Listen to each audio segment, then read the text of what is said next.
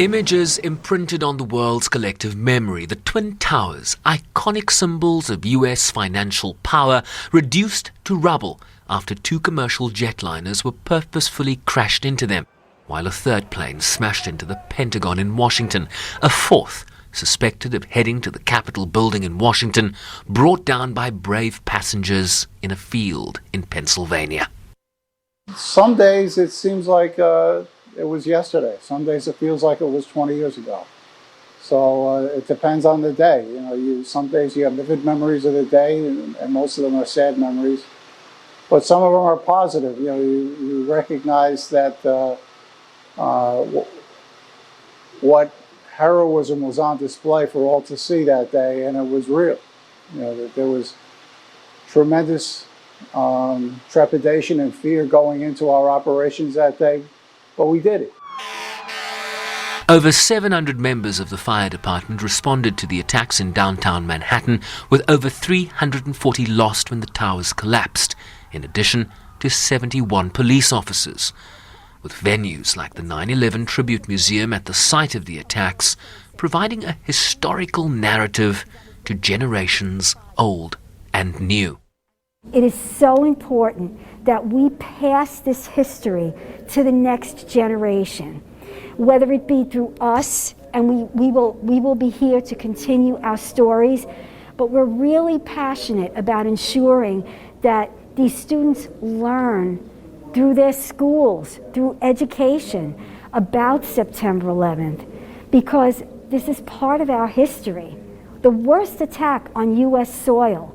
We cannot let this go forgotten. Events that would reshape geopolitics and lead to the longest war in US history that ended in an unceremonious exit from Afghanistan last month, with more questions than answers. We have seen the failure in Afghanistan, we have seen what has happened in Iraq, we have seen what has happened in Libya. I think it's time to think seriously what is the best way to help countries in these dramatic situations, what is the best way to allow them to overcome that challenge. And there is a lot of discussion, a lot of reflection, a lot of humility that we all need to have to think about it. New York City Mayor Rudolph Giuliani says the death toll may be more than the New York City people can bear. It's feared in the... For people like this CNN journalist who rushed to downtown Manhattan to report on the attacks, his memories reflect a major shift in the public's psychology in its aftermath. At the beginning of the pandemic, I said, right, 9/11 is bigger. I mean, maybe not have been a full-fledged pandemic then, but very quickly. I mean, I think somehow COVID overtakes 9/11.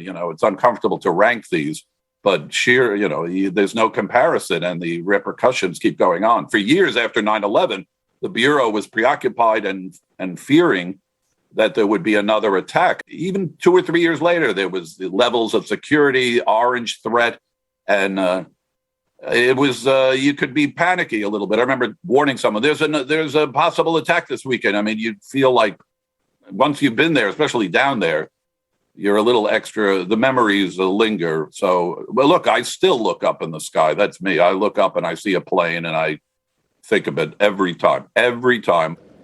A skyline transformed in the years since that fateful day.